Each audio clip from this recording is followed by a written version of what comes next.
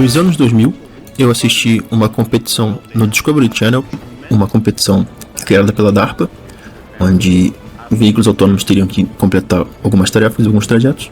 E essa agência é a Agência de Defesa dos Estados Unidos, onde eles dariam um prêmio de 2 milhões para quem conseguisse realizar todas as tarefas com um veículo totalmente autônomo.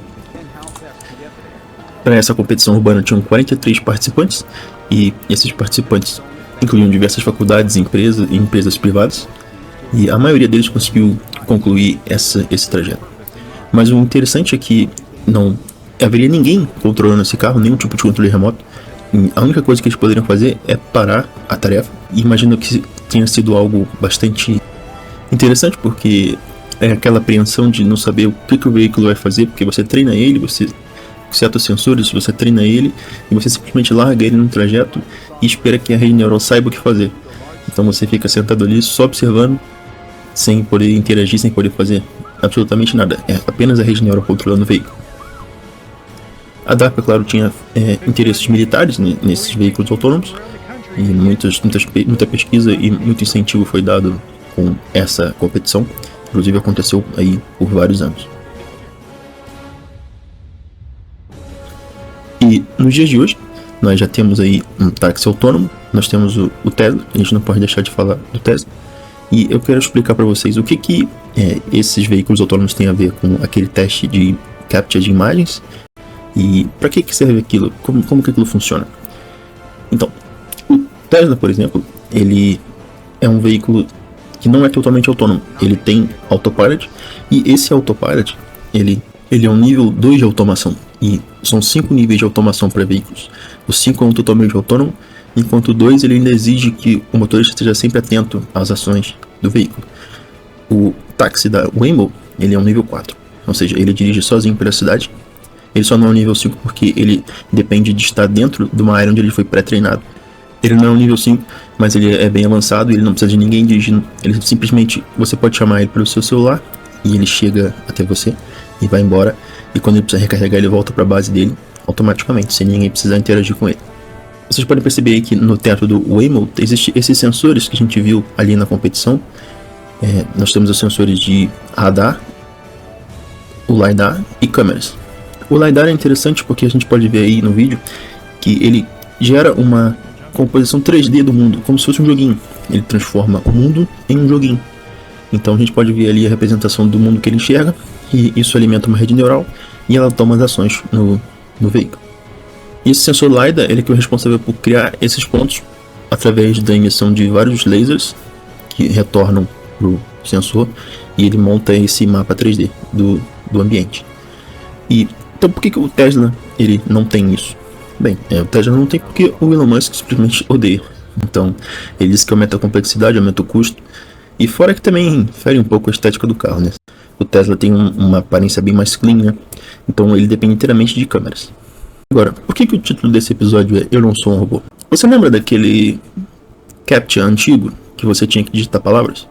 Então, aquilo ali você estava traduzindo um jornal ou um livro antigo, onde o computador não sabia identificar exatamente as palavras porque as palavras não estavam impressas de maneira perfeita. Então, eles criaram esse sistema onde você prova que você não é um robô para você poder acessar o site, para a gente evitar que bots acessem o site e façam postagens ou saturem o sistema. A gente coloca esse filtro para você provar que você é um humano. Então, a primeira palavra ela era totalmente conhecida, então você digitava e ali você estaria validado. Mas a segunda era para você traduzir uma palavra, que as pessoas não sabiam disso. Então, 100 milhões de palavras por dia eram traduzidas com esse sistema. E ele alimentava uma rede neural que foi ensinada a traduzir palavras difíceis, que estão escritas de maneira não muito legíveis. Então você ajudou a treinar. E depois veio aquele das imagens dos números das casas, onde era da Google também. O carro do Google Maps passava nas ruas, tirando fotos das casas, para compor o site.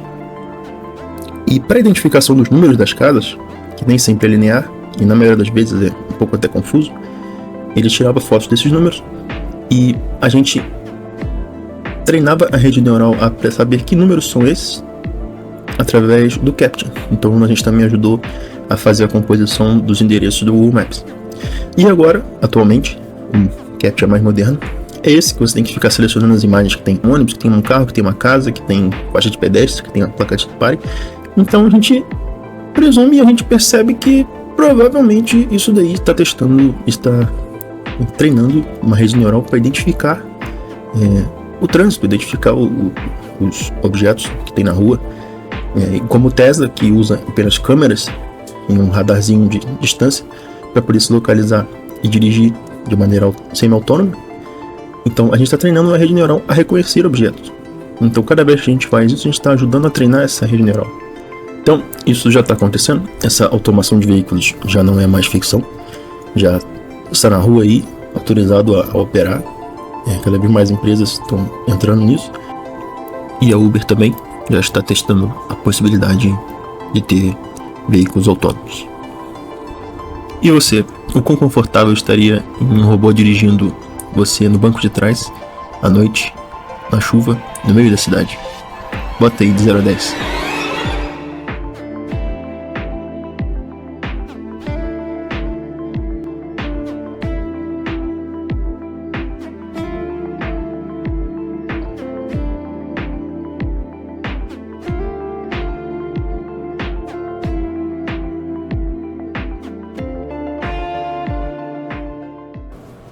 Eu queria mostrar para vocês esses veículos autônomos para ilustrar e para falar que aqui o que nós estamos buscando é um nível 5 de automação. Se o Waymo, que dirige sozinho pela cidade, é um nível 4, aqui o que nós estamos buscando é um nível 5. Aqui é um nível 5 porque no treinamento eu fiz questão de não dar a posição dos veículos na cidade para que ele não se adapte, ele não se ajuste demais aos dados de treinamento, onde se eu desse a posição, as coordenadas dele no mapa, ele poderia memorizar essas posições e memorizar o que ele tem que fazer, o que não é o intuito aqui. O intuito é que uma rede neural tenha a capacidade de dirigir um carro dentro do mapa do jogo. Então mesmo que eu aumente o mapa, ele tem que ser capaz de dirigir em estradas onde ele nunca viu, desde que devidamente sinalizadas. Então eu fiz questão de não oferecer posições de coordenadas para ele. E os únicos sensores que ele tem acesso são sensores de distância, bem pontuais, que seriam equivalentes a sensores de ultrassom na vida real. Nem seria equivalente a um radar, porque um radar é mais abrangente. Ele não tem acesso à imagem, à visão. Ele não tem aquele sensor laser que gera um mundo para ele, nada parecido com isso. Ele tem apenas sensores de inclinação, de vetores de força, o que detecta as faixas no chão, que seria equivalente a uma câmera apontada para essa distância aqui. Isso aqui é o máximo, o mais longe que ele enxerga em relação às faixas. Esse quadrado bem aqui onde está esse símbolo. Os sensores dele são bem limitados e ele não pode aprender memorizando o mapa. Então eu busquei aqui fazer o mais difícil, complicar o máximo que deu. Então aqui eu quero um nível completo de automação. E até agora nós compilamos apenas 3 habilidades para ela. Eu costumo dizer nos episódios que eu estou ensinando ela, mas na verdade eu só estou dando um reforço ou a punição. Eu não estou ensinando ela. Eu poderia dirigir esse carro pela cidade e alimentar ela com as informações, mas eu não estou fazendo isso. Eu estou deixando ela aprender por tentativa e erro. Então ela de fato está aprendendo sozinha. Agora nós podemos ver a terceira fase de treinamento, onde os veículos aprendem a virar no cruzamento. Temos aí em velocidade normal e em velocidade acelerada, treinamento em 60 vezes. E esses raios azuis e brancos que saem do veículo são os sensores de distância que ele tem. Lembrando que ele ainda está sendo treinado, então assim que ele erra, o treinamento é encerrado. Então algumas vezes ele consegue fazer a curva no cruzamento e outras vezes ele erra, acaba subindo na calçada, e aí o treinamento é automaticamente encerrado. Até o momento, nenhuma inferência da inteligência que nós estamos treinando havia sido feita. Então em uma madrugada eu peguei e iniciei a inferência dela. Então, como vocês podem ver, ela está se comportando normal, se mantendo dentro da faixa. E bem, nessa parte aqui, elas se confundem um pouco, se esbarram e de repente resolvem sair da estrada. E nesse momento eu olhei e pensei, em nenhum momento ela foi treinada para isso. Então ela tomou uma atitude inesperada. Pensei, tudo bem, ela cometeu um erro. Só que na verdade, ela não foi treinada em nenhum momento a sair da estrada e muito menos a voltar para ela.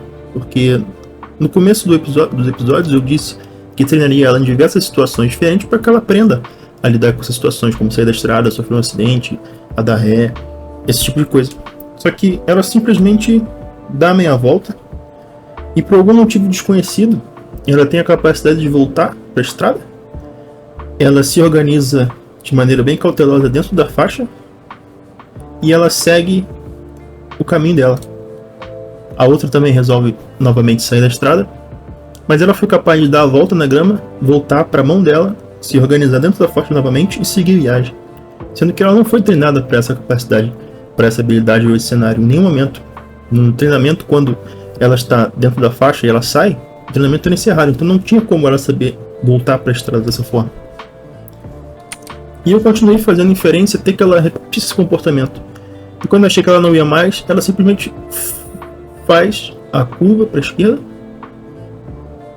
e simplesmente faz a mesma coisa, retorna para a estrada e entra na posição correta na faixa, com toda a cautela, e segue viagem.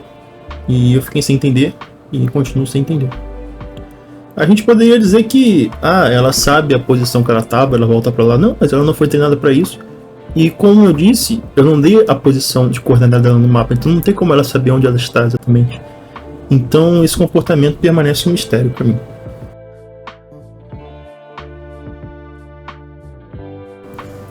Então os planos para essa série é continuar o treinamento e no último episódio realizar uma competição onde eu vou colocar os veículos pela cidade e vou iniciar, e vou ser o cameraman e o comentarista. Eu vou ser passageiro assim como vocês.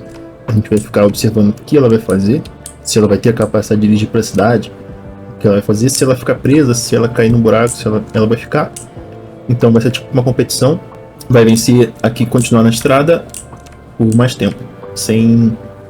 E se ela cometer um erro, ela não vai sumir. Se ela sair da estrada também não. Então a que continuar por mais tempo dentro da estrada, ou que conseguir voltar para ela e continuar dirigindo, é que vai ser a vencedora. Vai ser como se fosse uma competição. Então, a IA também fez outra coisa, que é pedir para vocês deixar um like, porque é do trabalho para treinar e para fazer. Então, se você deixar um like, se você compartilhar com alguém, se achou interessante, vai ajudar bastante também. Então, isso aí, valeu, até o próximo episódio.